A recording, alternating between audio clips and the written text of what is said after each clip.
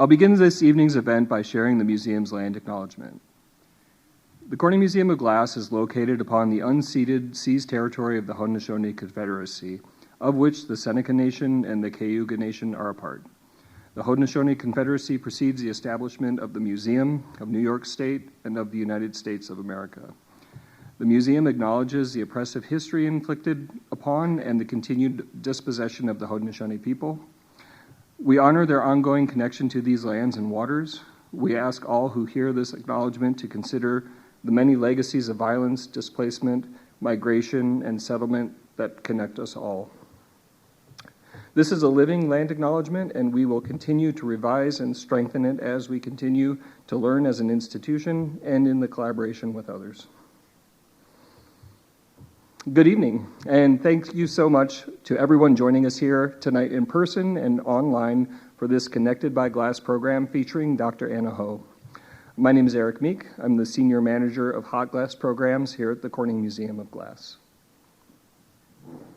We're joined this evening by Scott Flint, Business Director of Advanced Optics, Aerospace and Defense at Corning Incorporated, who will be introducing our guest speaker.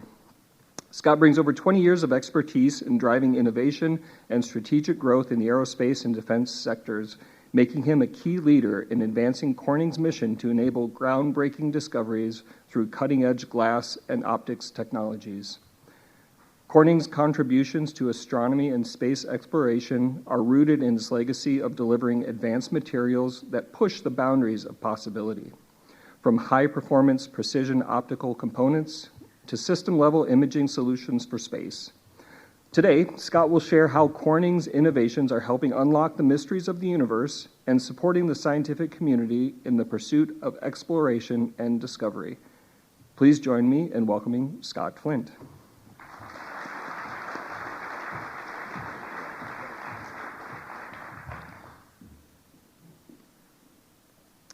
Good evening.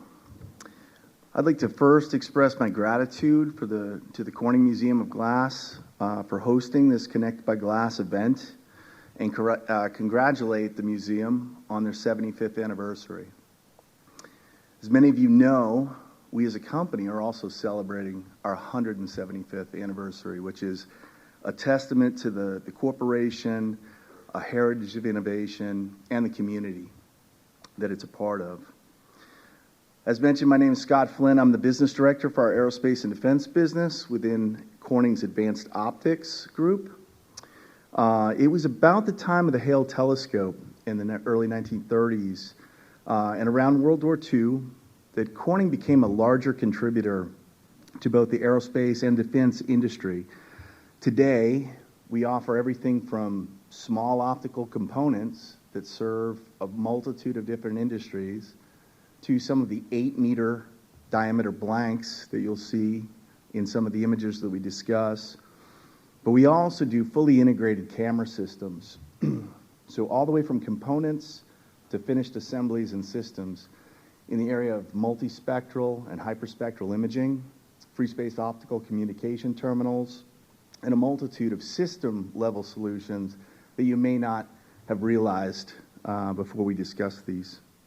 I'm looking forward to a great event and hearing from Dr. Anna Ho from Cornell University, and I look forward to sharing some thoughts with you. So again, Corning has contributed to ground-based astronomy, space telescope systems dating back to Hale in the 30s. Our high-purity fused silica materials and ULE glass, or ultra-low expansion glass, have become a cornerstone for the systems like Hale, Hubble, Gemini, Subaru, the Rubin Observatory, and multiple NASA missions, including the International Space Station and all of the shuttle windows that were made over the years. The image here is the Hale Telescope at the Palomar Observatory. This image, the observatory is located in North San Diego County. It's owned and operated by Caltech. It's a 200-inch diameter, 20-ton piece of glass that was produced right across the river at Corning's main plant, where our current headquarters reside. It was a historic achievement. It was dedicated in 1949 and became the world's largest and most powerful telescope of its era. It was twice the diameter of the Hooker telescope, which was part of the Wilson Observatory, and went into commission in 1917. So for many decades, Hale has paved the way in astronomy. The 200-inch mirror enabled transformative discoveries in cosmology, galaxy evolution, and stellar physics. And it continues to contribute to research today, as you'll learn more from Dr. Hale. Corning was chosen to fabricate this telescope mirror for Hale based on its Pyrex borosilicate glass. It was selected for its low coefficient of thermal expansion compared to traditional glasses to minimize image distortion due to temperature changes. This was the first time such a large astronomical mirror had been attempted, setting a new standard for telescope optics. The waffle back and honeycomb design was an early example of light weighting to reduce the weight on these large optics. Today, we use things like abrasive water jet to remove larger sections. The casting of the optic took 11 months to cool at a steady state temperature to ensure no cracking and the stability of the optic. I feel extremely proud to be part of such a company that fosters such innovation and changes the world through material science right here in New York State.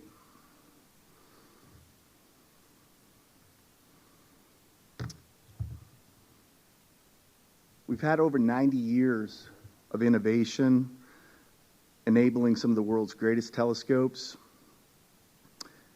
From Hale, the 200-inch, 20-ton optic that we produced, we've contributed a number of systems over the year.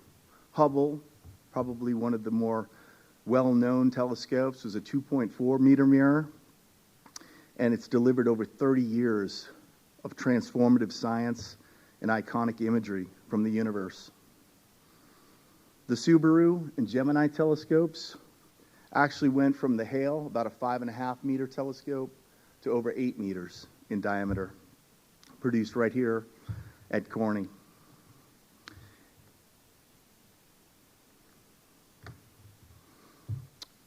James Webb, an interesting story here. James Webb was a beryllium mirror design. It was not made with glass.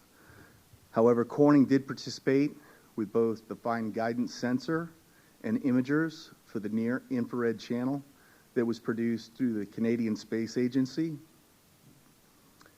Rubin Observatory, LSST, again a 3.4 meter ULE mirror that we're very proud of. And looking ahead, we have a new material, Corning's Extreme ULE glass, that we hope to leverage on NASA's Habitable Worlds mission, slated for 2040.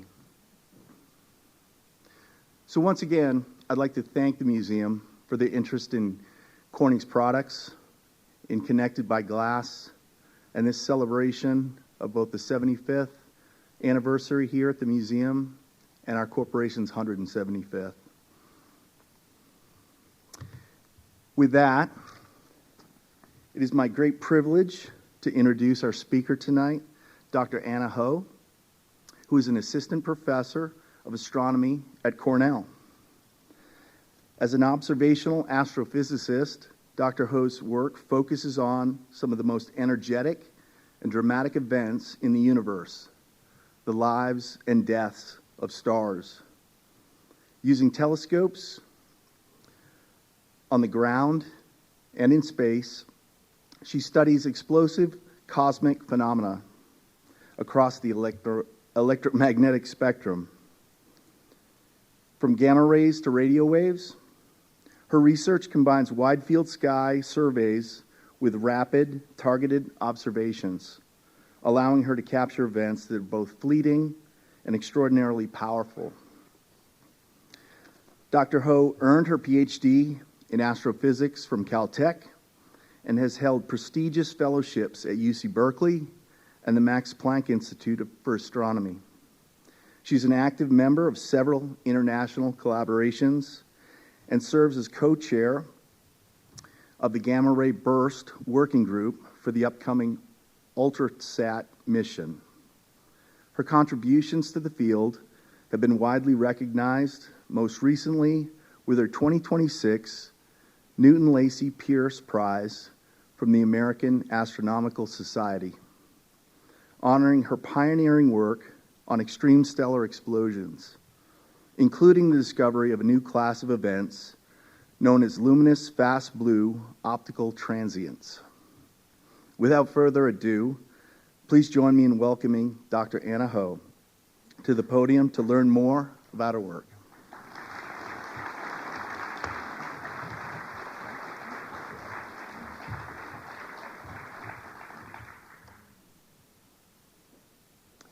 Good evening, everyone.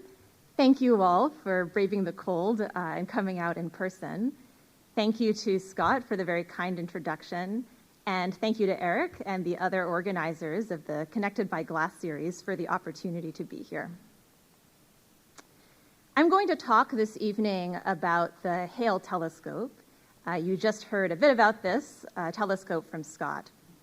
I'm going to tell you a bit more about the history of how and why the telescope was built, about some of the astronomical discoveries that have been enabled by the telescope, about what it's like to actually use the telescope, and about some of the technical developments that are underway to improve the telescope's capabilities even further and ensure that it remains one of the world's foremost astronomical facilities for many years to come. I'll begin with the telescope itself. When I moved to central New York a few years ago, one of the very first places that I came to visit was the Corning Museum of Glass, because I was very excited to see this object here. I'm just curious, how many of you have been to see this in person? Okay, great, excellent. Those of you online should also make sure to make it here. So this, as you know, was intended to be the mirror for what was then the largest telescope on Earth. This version was unfortunately damaged, but that's why we get to have it here at the museum. Version 2 was successfully polished to make this gigantic mirror shown here at the base of the telescope. That telescope is called the Hale Telescope, named after George Ellery Hale, who was the sort of visionary who made this telescope possible, and its nickname is the Big Eye. It's 7 stories tall. There's a little person down there at the bottom of that image on the right for scale. It took 21 years to build this telescope, 11 years to grind and polish the mirror to specs. It was the world's largest telescope for almost half a century. And I know that this does not look like what most people picture when they try to imagine a telescope, so I thought I would just label it a bit for reference. So that vertical structure is the telescope itself. There's a gigantic weight there and a support for the weight, which is to help support and steer the telescope. And then there are several mirrors involved here, and I'll say a bit more about which is which later. The telescope is housed inside of a gigantic dome, which is almost exactly the size of the Pantheon in Rome. The top of the dome has a slit that can open and close for the telescope to look out through, and the top of the dome can rotate around, allowing the telescope to point at different parts of the sky. The dome is on top of a mountain, Palomar Mountain in Southern California. You can see the big dome in the middle there of the image on the right, but you can also see that there are a number of other telescopes on the mountaintop. Together, they make what's called Palomar Observatory, and the mountain is called Palomar Mountain. So it's right between, about between the cities of Los Angeles and San Diego. I also wanted to mention that in addition to being very important for the research that I do, the telescope also means a lot to me personally.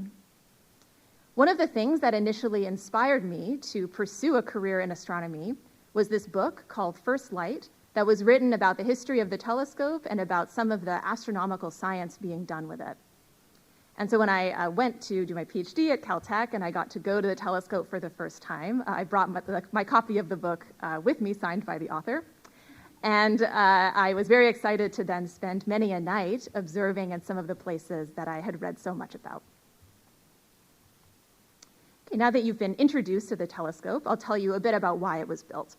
But to explain why it was built, I want to give you a primer on how telescopes work. And to do that, I will remind you how your eye works. So your eye, when you look at something, light enters, your cornea and your lens work together to bend the light and focus it to a point on your retina. Your retina is a layer of tissue containing cells that convert the light to electrical and chemical signals that are sent to your brain. And a telescope works in much the same way. So light enters the telescope, there's a lens that focuses, bends the light to a point, and then what exactly you do with the light after that just depends on your goals. Now the Hale Telescope and many research telescopes are a little bit different from this. They use a mirror instead of a lens. So this is the diagram now on the right. So the light comes in, it bounces off the big mirror called the primary mirror, goes to the secondary mirror, bounces again through a hole in the primary mirror, and then out the bottom to a point. And there we would put some kind of digital camera to convert the light into electrical signals that we can analyze. So now you would understand me when I say that what Corning built was the primary mirror for the Hale Telescope. And I want to emphasize the importance of a primary mirror to the telescope.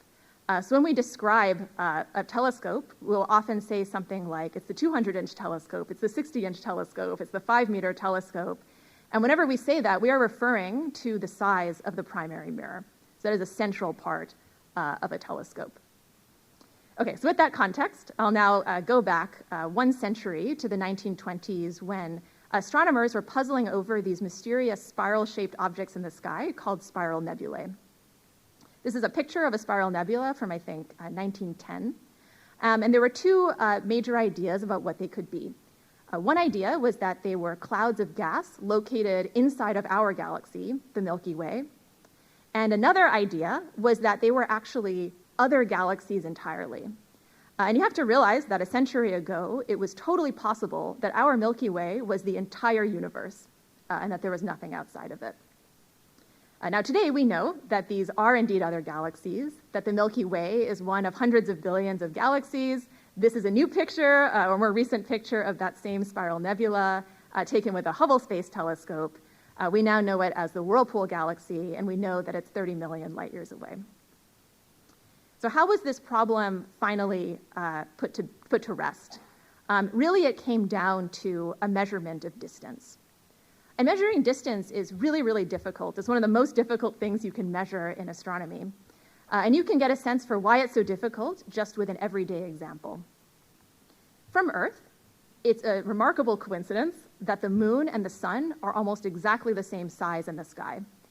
That's why we get total eclipses, where if the moon passes between the Earth and the sun, it perfectly blocks out its light. However, you know that the moon and the sun are not the same distance away. The moon is much closer and much smaller, and the sun is much bigger and much further away. But it's misleading if you just use the size or how something appears in the sky if you don't know intrinsically how big it actually is. Now, to measure the distance to spiral nebulae, astronomers used a trick. That trick involves something called a Cepheid variable star. So a Cepheid variable is a special type of star, and they have a property that was discovered by the astronomer Henrietta Swan-Leavitt in the early 1900s. So their property is this.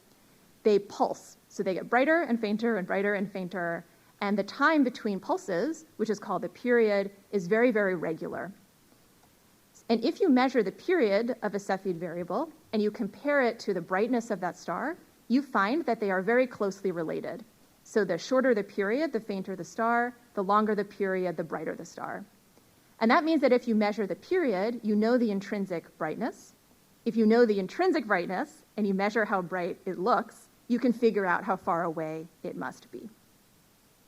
So that's the quite remarkable trick. And this is what was used by Edwin Hubble to measure the distance to the spiral nebulae. So on the left is a picture of a spiral nebula. It's a negative image from 1923. You can see on the top right it says VER because there's a variable star. And on the right are Hubble's measurements of the brightness of that star over time. So that's one complete pulse. He measured the period, I think it's about 32 days. And so he figured out the distance and showed that it was so far away that it had to be way outside the Milky Way. And this made it to the New York Times. So this is an article saying that Dr. Hubble confirms the view that these spiral nebulae are island universes similar to our own. So enter George Ellery Hale. At this point, he had already been responsible for the biggest telescope on Earth 3 times. The 40-inch telescope at Yerkes, the 60-inch telescope at Mount Wilson, the 100-inch telescope at Mount Wilson. And now he wanted to go bigger to 200 inches, or ideally 300 inches, even though he didn't quite manage that. He was very, very good at raising support and money for these telescope projects. And to begin his campaign, he wrote an article for Harper's Magazine in which he argued that the outposts of the universe have beckoned to the adventurous from immemorial times.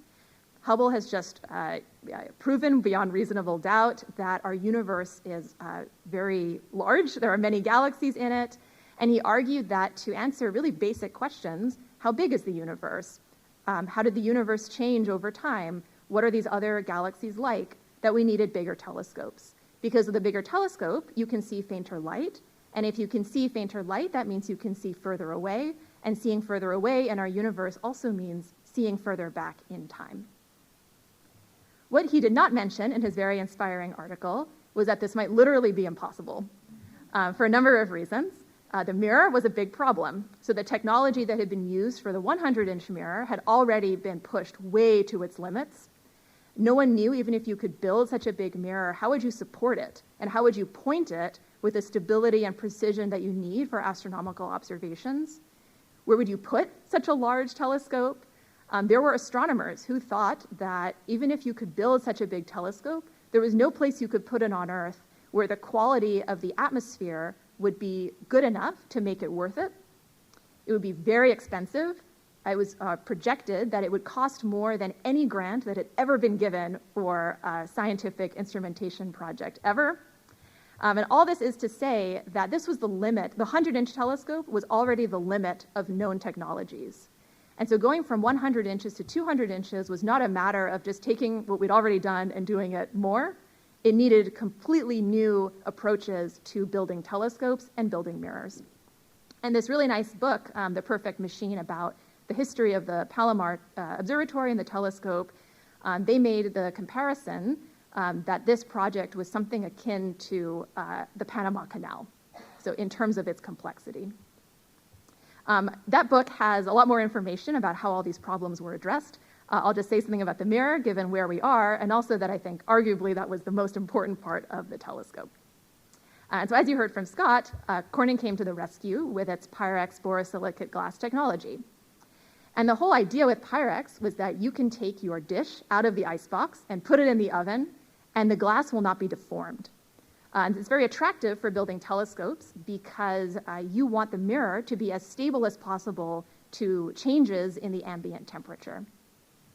And so as Scott said, Corning took on this monumental task of making the largest single piece of glass that had ever been made. These are amazing pictures of people using a gigantic ladle to scoop molten Pyrex into a mold that was inside of an oven. And just the pouring took about a month. And I've read that thousands of people came, crowds were lined up down the street and around the block just to watch this being poured. And the first attempt was not successful. So part of the mold broke off and floated away. But they decided to continue with the annealing process kind of as an experiment. And then they just started again and made another mirror. And this is all supervised by the physicist and engineer George Macaulay, who every single day came in to check on how this was going. And then it took, as Scott said, 10 months to cool down slowly at a fixed temperature inside of this oven. So the second attempt was successful. The completed, we call the mirror blank, is on the left-hand side here. So that's the sort of unpolished mirror. It was loaded on its side and packed onto this train and then transported across the country at speeds as low as, I think, 5 miles per hour. And crowds of thousands, tens of thousands of people lined the railway tracks to watch this go by. When it got to Southern California, it was sent to an optical shop at Caltech, where it was ground and polished. It took 11 and a half years to grind this mirror, 34 tons of abrasives and jeweler's rouge. They shaved off 5 tons of glass, and the surface was polished to a precision of 4/millionths of an inch, which is like if you took a sheet of paper and you split it 1,000 times. So in total, it was 15 years from that first attempt to pour the molten Pyrex at Corning to the final shaping of the mirror. So it was really, I think, a monumental human achievement. Okay, so now you know a bit about how the telescope came to be. The telescope has been involved in so many groundbreaking scientific discoveries, and each of those could be a talk by itself. So in the interest of time, what I'm going to do is give you one famous historical example, and then one example of a project that's being done with the telescope today that I've been heavily involved with. So the historical example is from the 1960s. Astronomers were puzzling over these things that looked kind of like stars, but had some peculiar properties. And one of those was called 3C273. It's in the middle of the image here, an image from the Hale Telescope that was taken in 1963. And kind of similarly to the story about the spiral nebula, the key here turned out to be a measurement of distance. But the trick that's used here is a different trick. This trick is called spectroscopy. So what is spectroscopy? Spectroscopy is when you take the light from an object and you split it into its constituent colors, and you look to see how much energy is being emitted in each color. And different elements have different patterns when you take a spectrum. If you were an expert spectroscopist, you could look at something like this and say, that is hydrogen, for example. So this is the spectrum of 3C273 taken with the Hale Telescope. It was shown to have hydrogen. But the thing that was strange was that it was not just the pattern of hydrogen, it was the pattern of hydrogen shifted in color. So as if all the parts of the pattern that you would expect to see in blue have now been shifted to red. And the term that we use for this in astronomy is redshift. So what is a redshift? This was something known in astronomy already. It was known to arise from the fact that the universe is expanding. So our entire universe is expanding and taking all the galaxies along with it. And that means that the distance between any two galaxies is increasing. So if your two galaxies are very close together, the distance is increasing very slowly. And if the two galaxies are far apart, that distance is increasing very quickly. And so that means that if you can measure how quickly a galaxy is moving away from you, you can actually figure out how far away it is, because we understand the nature of the expansion of the universe. And the redshift tells you how quickly something is moving away. And the best analogy I can give is if you're standing on the sidewalk and a fire truck or an ambulance drives past you, when it's racing away from you, the pitch drops. So the redshift is kind of like a drop in the pitch of the light of an object as it's racing away from you.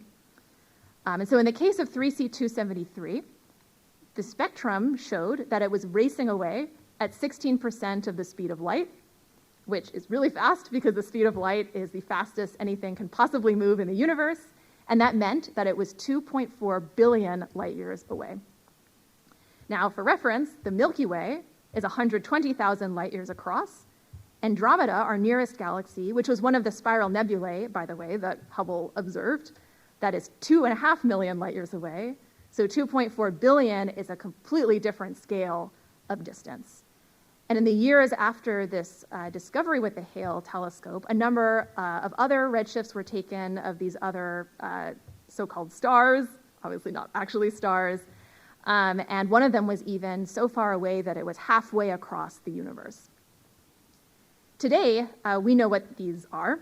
We call them quasars, and we understand where they come from. So quasars are produced by supermassive black holes at the centers of distant galaxies. So each galaxy, including our Milky Way, has a supermassive black hole at the center weighing 1 million or more times the mass of our sun. And under certain circumstances, this supermassive black hole can have a disk of gas around it swirling around, kind of like water going down into your sink, and that friction and heat can produce this very powerful beam of light. I know this sounds very strange, but this beam of light. And if this beam happens to be pointing right at the Earth, you see this quasar. And the beam, basically because the particles in the beam are going so quickly, close to the speed of light, we can see these things way out to the other end of the universe. And so they've been incredibly helpful in literally illuminating the contents of the universe across vast distances in space. And so they've taught us a lot about not just the structure of the universe, but also the history of how the universe has changed over time. And I wanted to give this example because I mentioned that one of the arguments for making such a big telescope was to explore how big the universe really was and to look out to the far reaches of the universe. And great strides were achieved in just 15 years or so after it was built. Okay, so now let's go to the present day, and I'll talk about a project that I've been heavily involved with the Hale Telescope. So the topic here, something different. We're going to talk about supernovae, which are the explosions of stars at the end of their lives. Supernovae are very common. There's about one every second somewhere in the universe, and in a given galaxy, about one every century. Not every star will go supernova, so our sun, for example, will not. It's the big ones, so the stars that weigh more than about 8 or 10 times as much as our sun. A famous example is the star Betelgeuse. You might have heard about this one in the news because there was some speculation that it might go supernova soon. And this is a picture of Betelgeuse overlaid with the size of our solar system. So the size of Betelgeuse is very similar to the orbit of Jupiter in our solar system. So this is a huge, huge star. Supernovae are very energetic events. In about 10 seconds, they radiate more energy than all the rest of the stars and galaxies in our universe combined. And they're also very fast events. So sometimes people think that they're slow because it's such a huge object in the universe, but they're actually quite fast. So the event that triggers a supernova is the collapse of the inner regions of a star. That collapse only takes 1 second. And then that collapse triggers a shock wave that runs through the star and actually blows it apart. And that process only takes about an hour. This is a picture of a supernova in the outskirts of a really beautiful kind of edge-on galaxy. It's actually a slightly different kind of supernova from the ones that we've been talking about, but that doesn't really matter. And supernovae are really important for us here on Earth. They are the origin of most of the elements that we need. So this is a really nice version of the periodic table of elements, color-coded by where that element comes from in the universe. And on the top row, you can see hydrogen and helium, that those were made primarily in the Big Bang. But then if you look at all the other elements, they're all related to the lives and deaths of stars. So the green ones, which include oxygen, number 8 on the top right, they're from exploding massive stars. So those are the supernovae that we've just been talking about. But the others are also related to stars, and I'll explain how in just a moment. Okay, so just taking a big step back of all the different ways that stars can end their lives. So in the very center of the image here, we have what's called a nebula. That's where stars are born.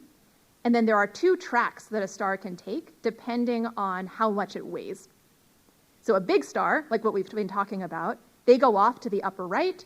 They only live for a few million years. They become these huge red supergiants. They explode as supernovae, and they leave behind these bizarre objects called neutron stars or black holes.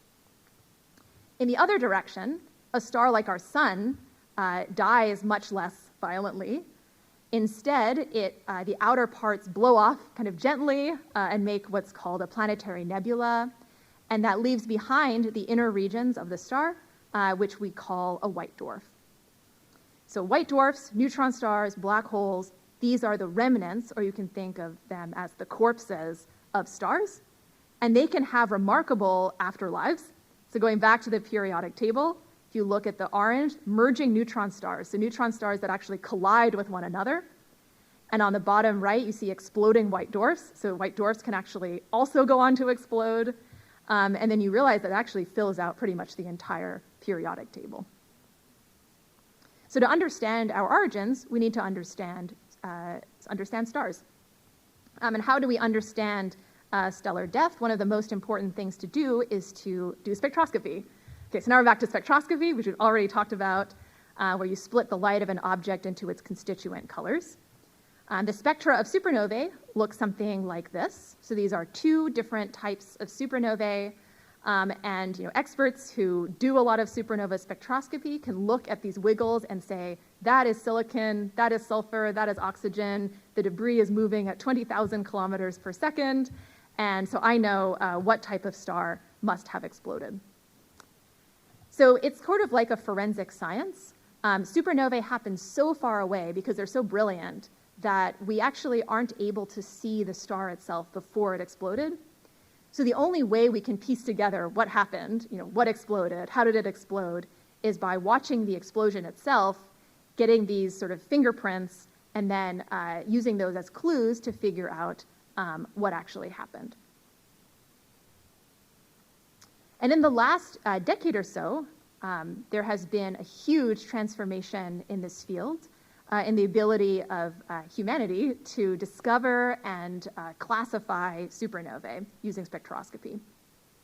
And I don't think it's an exaggeration to say that a major part of that transformation has really been led by the telescopes at Palomar Observatory, including the Hale Telescope.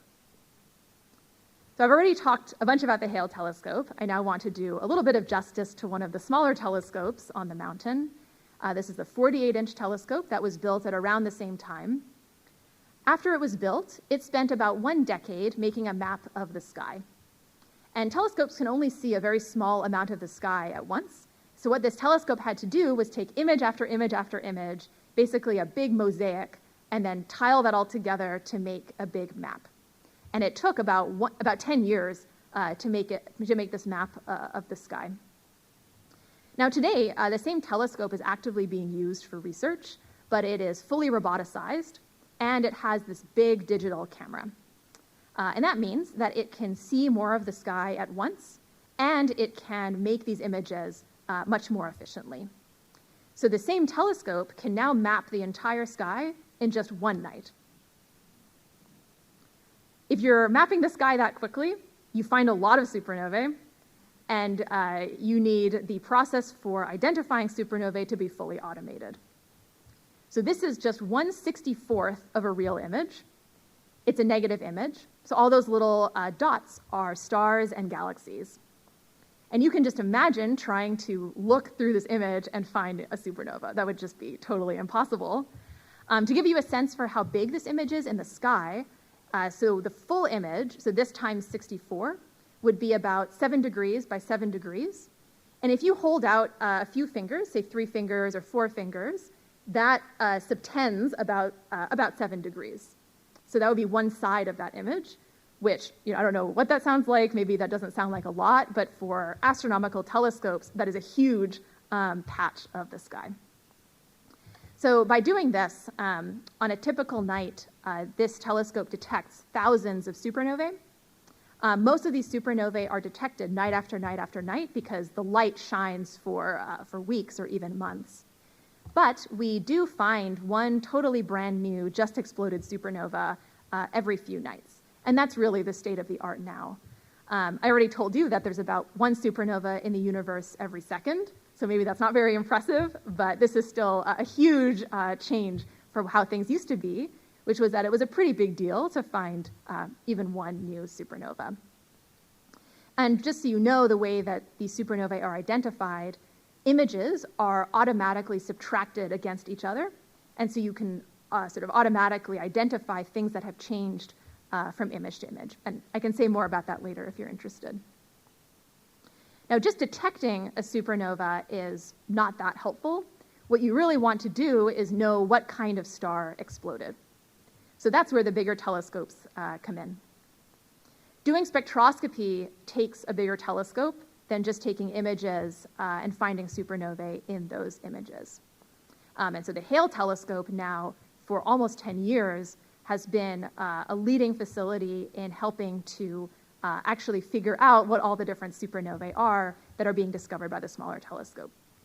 So these telescopes are working together as a single entity, and this is called the Zwicky Transient Facility. named after a pioneer of supernova discovery, Fritz Zwicky. So I'm going to show you an animation now. ZTF, as we call it, recently reached a major milestone of classifying 10,000 supernovae. The animation is going to show you a few things. So on the upper right, you're going to see the date. It's going to move forward kind of month by month over the years. The map is a map of the sky, and you'll see little dots flickering that show you where new supernovae were discovered. They're color-coded by the type of star that exploded. On the bottom left, you'll see these lines drifting up, which show you the total number of supernovae discovered by humanity up until that point. And if you keep an eye out for 2018, that's when ZTF started operations, you'll see a huge increase in the rate at which supernovae were classified. Okay, so now I'll play this video, and hopefully it works. Okay, here we go. All right, so we're starting in 2012. As you can see, these dots appearing. There's this band in the middle of the map. That's the Milky Way galaxy. And it's really hard for us to find supernovae on the other side of the disk because it's very dense. So we're basically blocked by all the gas and dust there. Okay, we've reached 2018, and suddenly things are really changing. The rate at which supernovae are discovered is really picking up. And we reached 10,000 supernovae, many classified by the Hale Telescope, in 2024.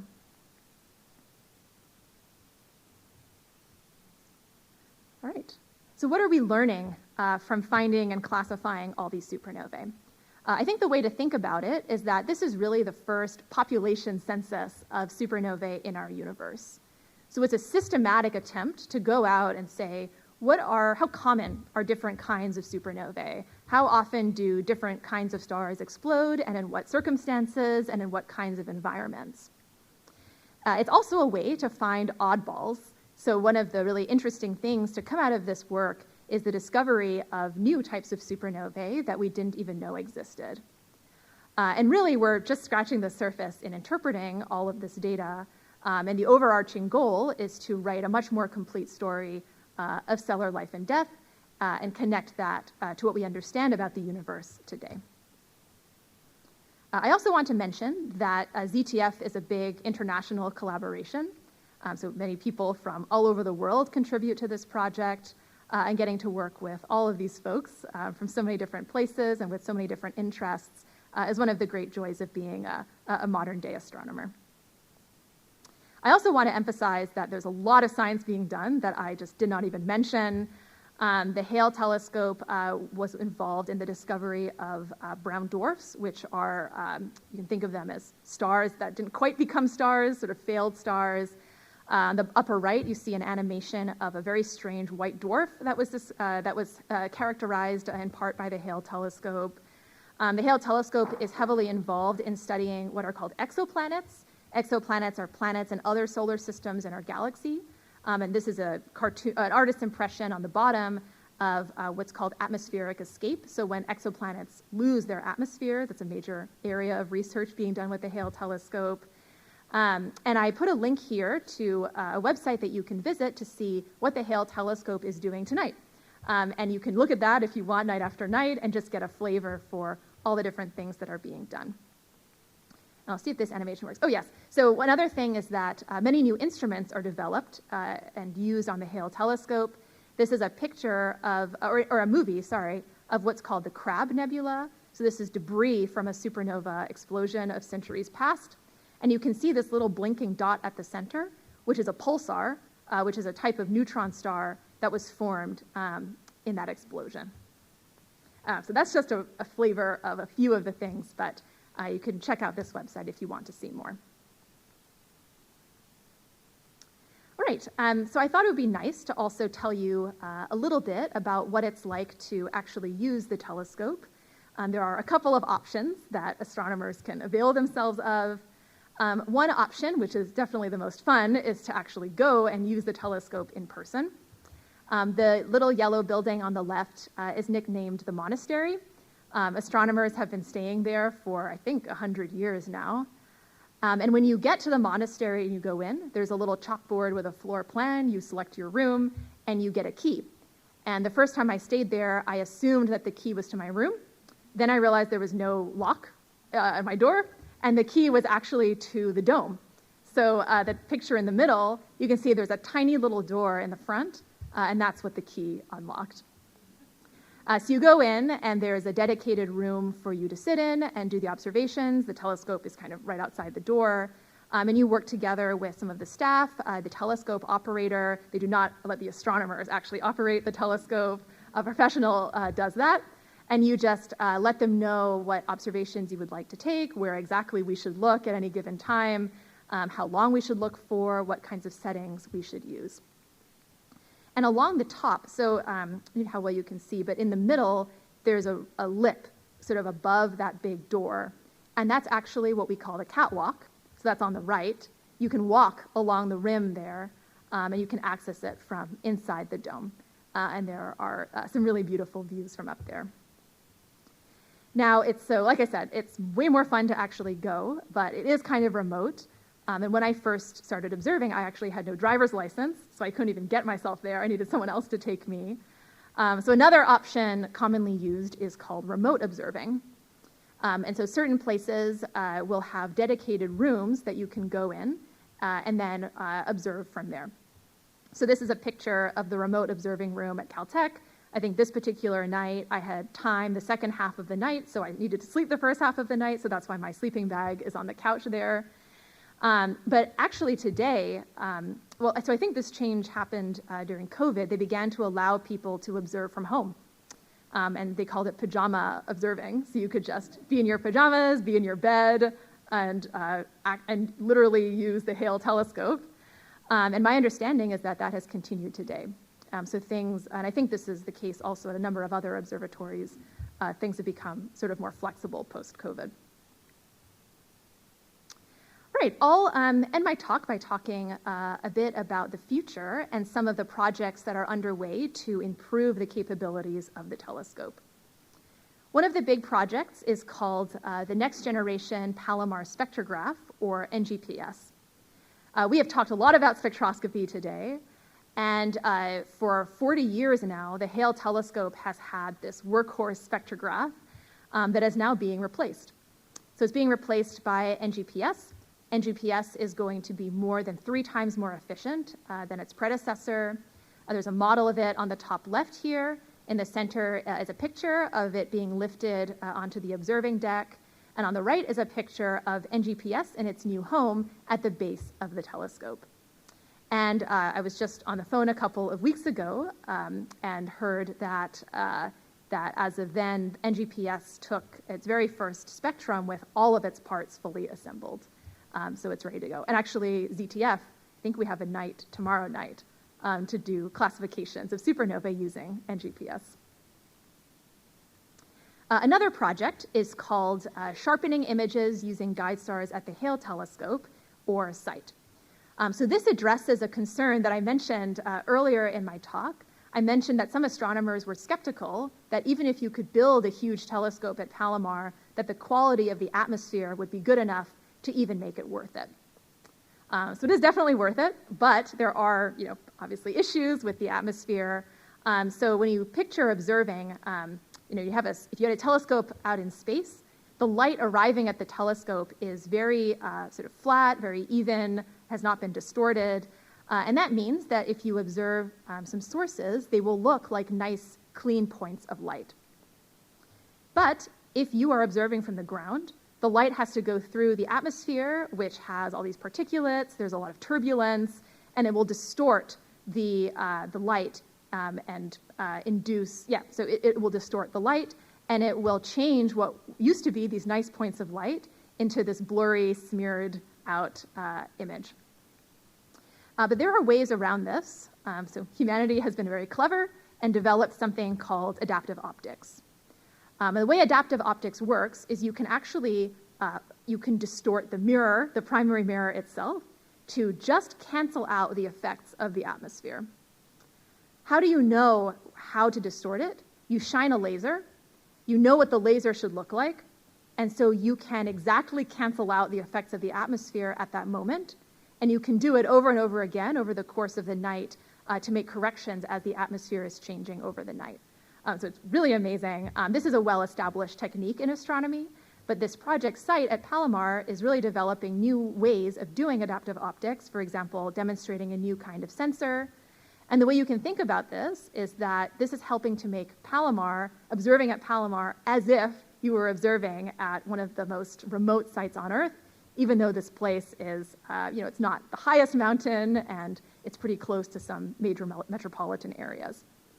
And my understanding is that this is in a lab and they're hoping to start using it in about a year. And the last project I want to mention is something called Cerberus. So this is a camera that is designed to do really movie making. So I showed you that movie of this blinking pulsar at the center of the Crab Nebula, and this is kind of similar to that, but it's going to be doing that simultaneously in 3 different colors, which is why it's called Cerberus, after the three-headed dog. And my understanding is that they're doing some tests now, and they're hoping it'll be ready for commissioning by the end of this year. Okay, so that brings me to the end of my presentation. I hope I've shown you that the telescope, when it was built, was an incredible technical and human achievement. You've been hearing that Corning played a major role in making this possible by making the biggest mirror that had ever been made, the biggest single piece of glass that had ever been made. This telescope has a long history of doing groundbreaking science, but the point I want to leave you with is that it continues to do groundbreaking science today, and that there are many projects underway that will make it even better. And with that, thanks for your attention, and I think we'll have some time for questions.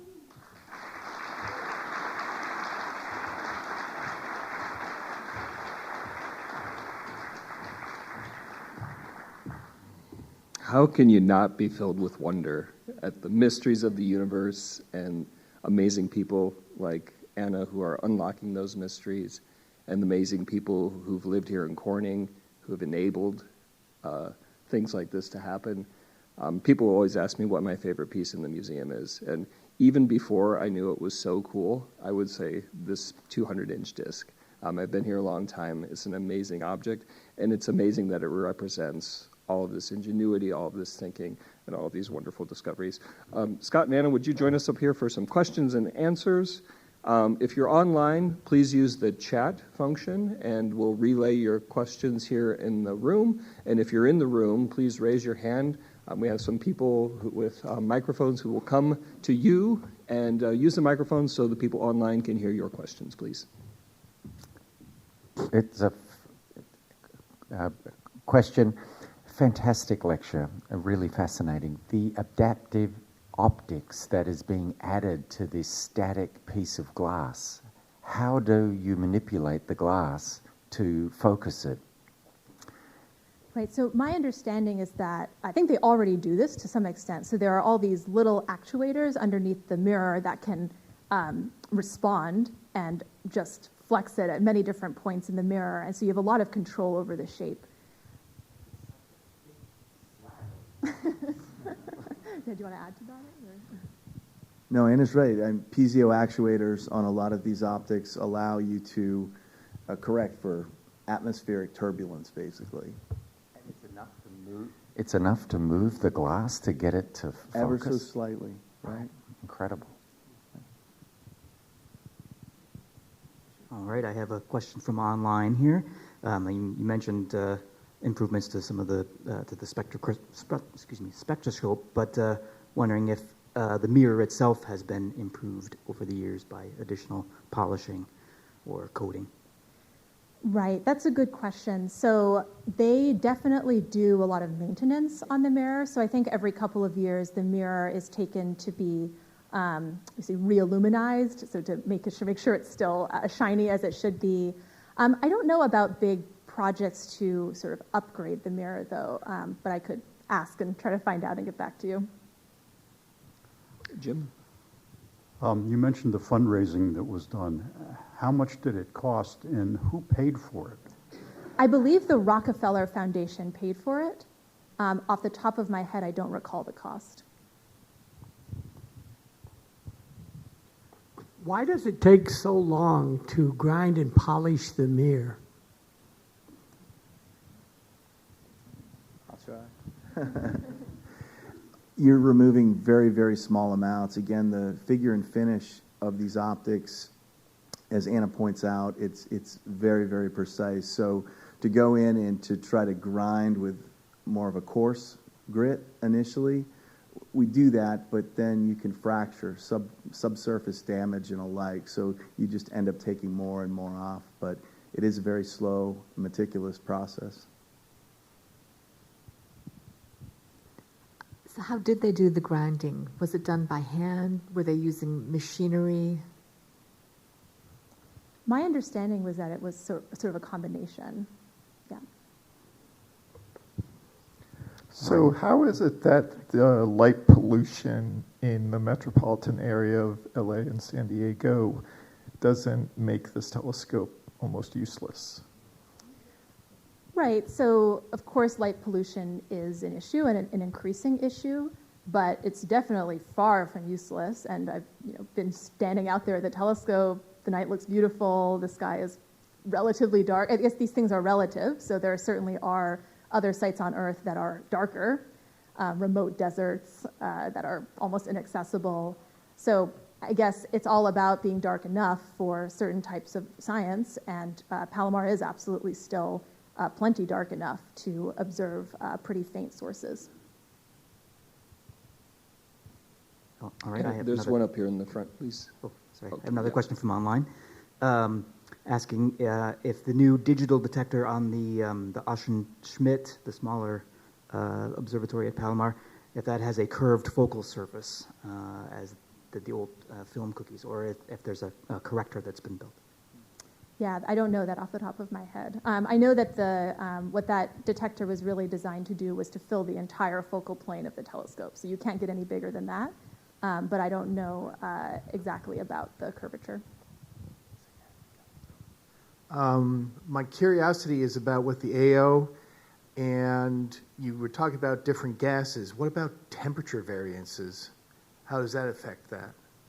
Right, so temperature changes can, that's related to having sort of turbulence in the atmosphere, and these are all about changing conditions that can change the exact correction that you need over the course of the night. And so all these things, there are sensors that basically can help tell you what exactly kind of correction you need to make, and this is measured many, many, many times during the night. And then these actuators move and flex the mirror in response to those changing conditions. But yeah, temperature is definitely a part of that. Helen, you have one over here? We need the people online to be able to hear too, so it's more for the folks online. So Let's go back here first. Well, thank you for such a marvelous presentation. And I'm curious, as a metallurgist, how do you illuminize a 200-inch surface that's 4/millionth of an inch in curvature? I mean, how do you keep that same kind of tolerance on, when you put the reflective surface coating on it? Yeah, that's a great question, and I don't think I can really tell you in detail how that's done. Do you want to say something? Sure. Many of these mirrors are very large vacuum coating chambers, and they will deposit aluminum directly to the surface once the surface is ground and cleaned and prepared properly. So yeah, very large systems to test the telescopes and the primary mirrors once they're fabricated. Again, multi-story interferometers and alike to make sure that you have the appropriate optical performance. But yeah, CVD coatings on a lot of these mirrors is quite common. So my question is a housekeeping question. How do you keep dust off of the mirror? Yeah, so I don't know that I can answer this in a lot of detail. I mean, it's not exposed too much, so to some extent that prevents things from getting in, but every now and then you do have to take it out and clean it and recoat it. So I guess a combination of things only accumulate very slowly because it's all closed in, but then you do have to every now and then wipe it down, if that's not the right word to use. Okay, we'll go to Helen next. Was it somebody else? It was me. So, am I understanding that the disk has had to be remirrored over time? And if so, how frequently does that have to happen?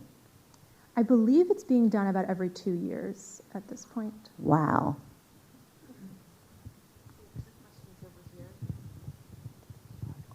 Do astronomers still use telescopes that they look through with the naked eye? So for research, I'm not really familiar with telescopes that, where research astronomers are putting their eye at the end. I will say there are areas of astronomical research where people whose profession is not astronomy but are doing it, just as a hobby, where they actually do make very meaningful contributions as well. But for sort of big astronomical observatories, no, we don't put our eye on the end anymore. It seems to me like, the difference, I'm wondering about the gap between looking through a telescope and using the Hale Telescope. It's like going from riding a bicycle to driving a Ferrari, It's Well, so the one problem is that your eye has some very fundamental limitations, which are that you refresh every, I forget, second or milliseconds or something. So you're actually not integrating for very long, which really limits how much light you can collect and how faint of an object you can see. And so a camera can just go, you can hit expose and it can just go for hours and hours and hours. So it's just hard to beat that. I will say for my PhD advisor's birthday, I think he might even be listening right now, for his birthday, we did get to look through an eyepiece at the Hale Telescope. So that was a pretty special experience. We have an online question. Yep. Alrighty. The question is, does the ULE glass contribute to the image clarity? I would say it's certainly a factor. The ULE, or ultra-low expansion, really does, as Anna pointed out, over temperatures, there's less distortion. It doesn't move, so your image quality remains consistent over temperature excursions. ULE is a very homogeneous, has great uniformity, so it's a wonderful glass. Its real property there is around the temperature. Helen? You can call me Helen if you want to. But, I just had a question, a great presentation. Just had a question about all these satellites, especially communication satellites, Starlink, things like that. Is that screwing up your view of the night sky as you have more and more man-made objects in orbit? Yeah, satellites are a big issue. So they streak across an image. So there's just a whole part of the image that is now not usable. And actually, when we're looking for supernovae, what we're looking at is changes in an image. And a lot of what we see, I've seen this with my own eyes, looks like a chain of many little stars that is a blinking satellite, as it's rotating and shining in different ways. So it is a big problem. It's, I think, even potentially a bigger problem for radio astronomy, because whereas in an image you can say, well, it's just one little part of this image, if it's emitting across a certain frequency range, that really disrupts something in a pretty big way. I have a question with Richard and with Jim here. Dr. Ho, I have a question about your research. When you were mapping the supernova in the sky, it seemed to be not even, not uniform. In discounting for the Milky Way, where you can't see, there seemed to be a patch where there seemed to be very little supernova. Is there a reason for that? Yes, let's try to remember what. So that map of the sky, there would be a part in the middle which is blocked by the disk of our Milky Way galaxy. I forget what the map was showing exactly, but there could have been a patch also where the number would have been smaller, because from the perspective of ZTF can't see the other side of the Earth. So there's a part of that map that's probably blocked by the Earth. Jim? So when the Hale first started, there wasn't digital technology. Did they just use real photography to what they were seeing? Is that what they did? Yeah, so in astronomy, pre-digital cameras, there were photographic plates, and that's probably what was used initially. Thank you. Are there any more online questions? I know we have a lot in the chat, so we got a We're a little over time, but we'll take a few more questions. All right, and there's one online asking if the telescope, the Hale Telescope, is affected by the earthquakes in Southern California. There was an earthquake while I was observing once, and I didn't notice at first, but the operator noticed, and the operator suddenly said, "Oh," like this, and I sort of looked, and then I felt the shaking. It was a very mild earthquake, but they have some procedures, of course. They stopped the telescope and maybe put it to some safe position or something. So I guess they have a way to respond. I don't really know. It's been there for so long, so I suppose it's pretty robust to earthquakes. I don't really know how big an earthquake would have to be for it to be a serious issue. All right, one more hand in the room. Did I see a pattern of supernova on the time-lapse photography with the Milky Way galaxy in the center?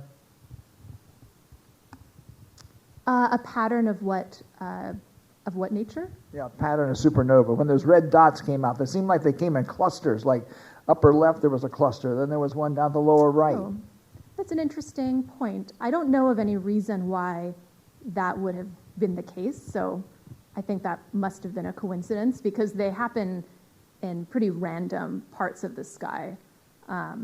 So yeah, I think that must have just been a coincidence. I hate to end it because this is endlessly fascinating, but Scott and Anna, thank you both so much for a fascinating look at the impact and legacy of the 200-inch disk.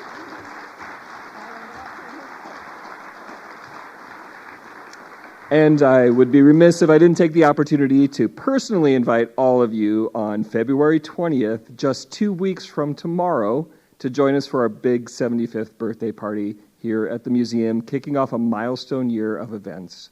We'll have an amazing band here. We have glassmaking, of course, food, drink, friends, and a lot of wonderful things. So please register online and join us 2 weeks from tomorrow if you're able to. Have a great evening, everyone. Safe journey home. Thank you so much for coming.